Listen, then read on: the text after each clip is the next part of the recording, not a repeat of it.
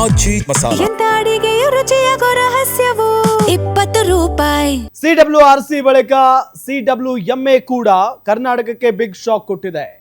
ತಮಿಳುನಾಡಿಗೆ ಕಾವೇರಿ ನೀರು ಹರಿಸಲು ಶಿಫಾರಸು ಮಾಡಿದೆ. 15 ದಿನಗಳ ಕಾಲ 3,500 ಕ್ಯೂಸೆಕ್ ನೀರು ಬಿಡೋದಕ್ಕೆ ಸೂಚನೆಯನ್ನ ಕೊಟ್ಟಿರೋದು CWMA.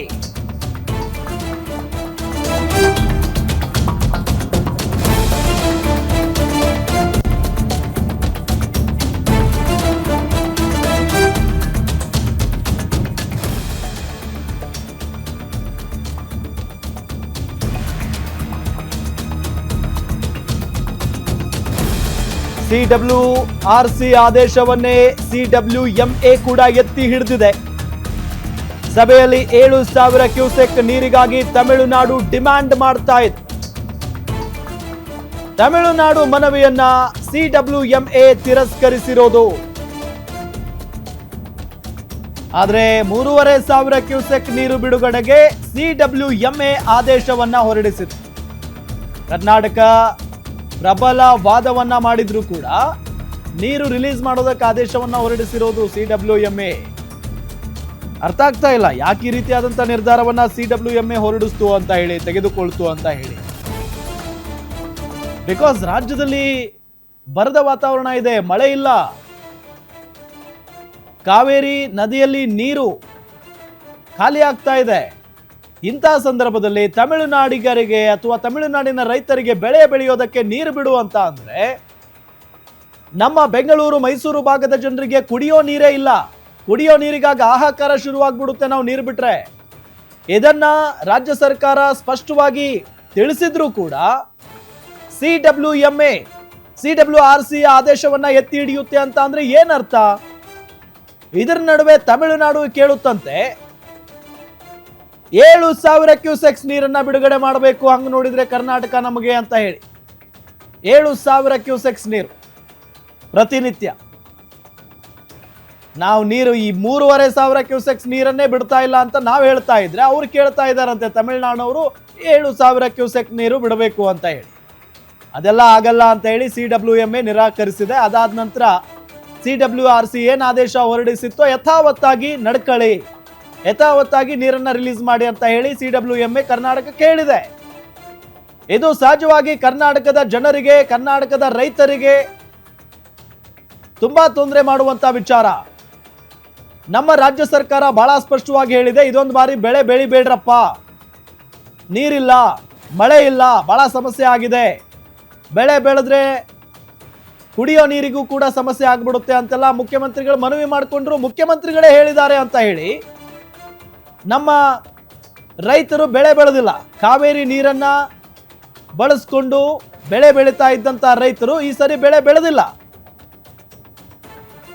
ಅಂಥದ್ರಲ್ಲಿ ಈಗ ಪ್ರತಿನಿತ್ಯ 3,500 ಕ್ಯೂಸೆಕ್ಸ್ ನೀರನ್ನ ಹರಿಸಬೇಕು ಅಂತ ಹೇಳಿ ಮತ್ತೆ CWMA ಆದೇಶವನ್ನ ಹೊರಡಿಸುತ್ತೆ ಅಂತ ಅಂದ್ರೆ ಬಹಳ ಅನ್ಯಾಯ ಇದು.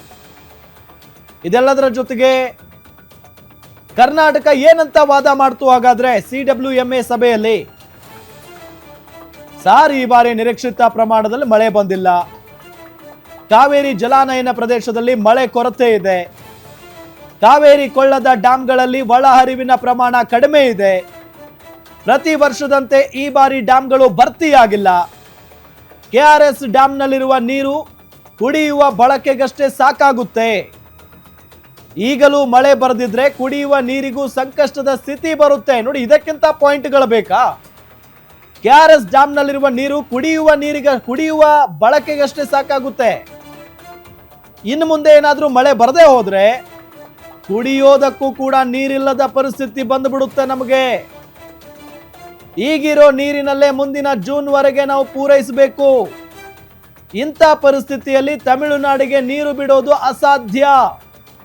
ನಮ್ಮ ರಾಜ್ಯದ ಬರ ಪರಿಸ್ಥಿತಿಯನ್ನ ತಾವು ಪರಿಗಣಿಸಬೇಕು.